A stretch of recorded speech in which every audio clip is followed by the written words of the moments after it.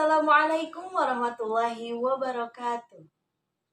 Perkenalkan, saya Maya Herianti dari program studi Pendidikan Agama Islam semester 5B, Institut Agama Islam Darussalam Ciamis. Di sini saya akan menerangkan tentang maslahah mursalah untuk memenuhi salah satu tugas mata kuliah usul fikih. Maslahah mursalah terdiri dari dua kata, yaitu maslahah dan mursalah. Maslahah artinya sesuatu yang mendatangkan kepada kebaikan, sedangkan mursalah berarti dipakai atau dipergunakan. Sehingga maslahah mursalah berarti prinsip kemaslahatan atau kebaikan yang dipergunakan untuk menetapkan hukum Islam. Ahli usul fikih mengatakan bahwa maslahah mursalah ialah menetapkan suatu hukum bagi masalah yang tidak ada nasnya dan juga tidak ada ijma'nya, berdasarkan kemaslahatan murni atau masalah yang tidak ada syariatnya. Nah, di sisi lain, Ahmad Hanafi MA juga mendefinisikan bahwasanya maslahah mursalah ialah jalan kebaikan atau jalan kemaslahatan yang tidak disinggung oleh syara untuk mengerjakannya ataupun meninggalkannya. Nah, sedangkan apabila dikerjakan, ia akan mendapatkan manfaat atau terhindar dari kemudaratan. Nah, yang kedua, ada macam-macam maslahah mursalah. Yang pertama, dilihat dari keberadaan maslahah berdasarkan syara. Yang pertama, maslahah al-mu'tabarah, yaitu kemaslahatan yang didukung oleh syara, yakni ada dalil-dalil yang menjadi dasar bentuk atau jenis kemaslahatan tersebut. Nah, kemudian yang kedua, maslahah al-mughoh. Apa itu? Maslahah al-mughoh ialah kebalikannya dari yang pertama, yakni artinya kemaslahatan yang ditolak oleh syara karena bertentangan dengan ketentuan syara. Yang ketiga yaitu kemaslahatan yang tidak didukung oleh syara dan tidak pula dibatalkan atau ditolak syara melalui dalil-dalil yang rinci. Yang kedua, dilihat dari segi kandungan maslahah. Itu ada dua, yakni maslahah al-ammah dan al-khosso. Al-ammah ialah kemaslahatan yang melingkupi banyak orang, mencakup banyak orang, masyarakat gitu kan. Nah, lebih mengutamakan kepentingan umum. Kemudian yang kedua ialah maslahah al-khosso, yakni kebalikannya, yaitu kemaslahatan pribadi, seperti kemaslahatan yang berkaitan dengan pemutusan hubungan perkawinan yang dinyatakan hilang.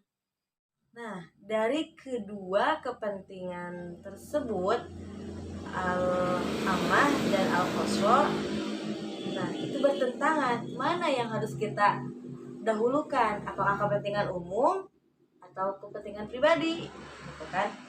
Nah, dari pertentangan kedua masalah tersebut, Islam lebih mendahulukan kepentingan umum atau kepentingan maslahah al-ammah. Nah, kemudian yang ketiga, dilihat dari segi berubah atau tidaknya maslahah. Dibagi ke dalam dua bagian, yaitu yang pertama maslahah as-sabitah, yaitu maslahah yang sifatnya tetap, tidak bisa berubah-ubah, tidak bisa dirubah, seperti kewajiban sholat, kewajiban zakat, puasa, dan naik haji. Kemudian yang kedua yaitu maslahah al-mutaghayyirah, ialah maslahah yang sifatnya bisa berubah gitu. Seperti perubahan waktu, tempat, dan subjek hukum. Jadi dilihat dari perkembangan zaman. Nah, pentingnya pembagian ini menurut Mustafa Al-Shalabi ialah untuk mengetahui gitu kan, maslahah mana yang bisa dirubah dan maslahah mana yang tidak dapat dirubah. Nah, kemudian tingkatan-tingkatan maslahah mursalah. Tingkatan yang pertama, maslahah daruriyah, ialah segala aspek yang bersifat esensial bagi kehidupan manusia. Karena itu, wajib ada sebagai syarat mutlak terwujudnya kehidupan dan kemaslahatan hidup manusia, baik ukhrawi maupun duniawi. Kemudian yang kedua, maslahah hajiyah, yaitu segala kebutuhan yang sifatnya primer atau kebutuhan pokok bagi kehidupan manusia agar hidupnya sejahtera, bahagia dunia akhirat, serta terhindar dari kemelaratan. Kemudian yang ketiga yaitu maslahah tasniyah. Nah, maslahah tasniyah ini sifatnya komplementer atau sebagai pelengkap. Nah, agar bisa menyempurnakan kebutuhan-kebutuhan yang sebelumnya gitu. Jadi sebagai penyempurna. Nah, untuk menyempurnakan kesejahteraan, kebahagiaan gitu kan. Nah, jika kemaslahatan ini tidak terpenuhi, maka kehidupan manusia akan kurang nikmat, kurang bahagia, kurang sejahtera.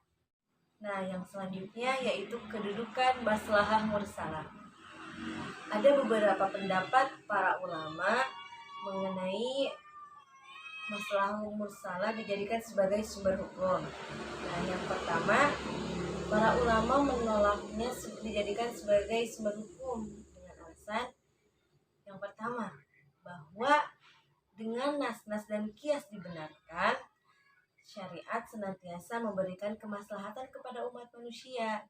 Jadi tidak ada satupun kemaslahatan manusia yang tidak diperhatikan oleh syariat melalui petunjuknya. Kemudian alasan yang kedua yaitu pembinaan hukum Islam yang didasarkan pada kemaslahatan manusia itu berarti membuka pintu keinginan bagi hawa nafsunya. Nah, kemudian pendapat yang selanjutnya yaitu Imam Malik. Imam Malik berpendapat bahwa beliau membolehkan berpegang teguh kepadanya secara mutlak. Namun, Imam Syafi'i membolehkan berpegang teguh kepada maslahah mursalah apabila ada dalil berdasarkan dalil, baik itu dalil kulli maupun dalil juz'i. Nah, kemudian para sahabat, tabi'in, dan para mujtahid banyak menetapkan hukum untuk mewujudkan maslahat yang tidak ada petunjuknya dari syara gitu. Seperti membuat penjara, mencetak uang, mengumpulkan atau membukukan ayat-ayat Al-Quran, dan lain sebagainya. Contoh penetapan sumber hukum maslahah mursalah. Para sahabat Nabi Muhammad SAW telah menggunakan maslahah mursalah sebagai sumber hukum. Misalnya Abu Bakar mengumpulkan mushaf Al-Quran atas saran dari Umar bin Khattab.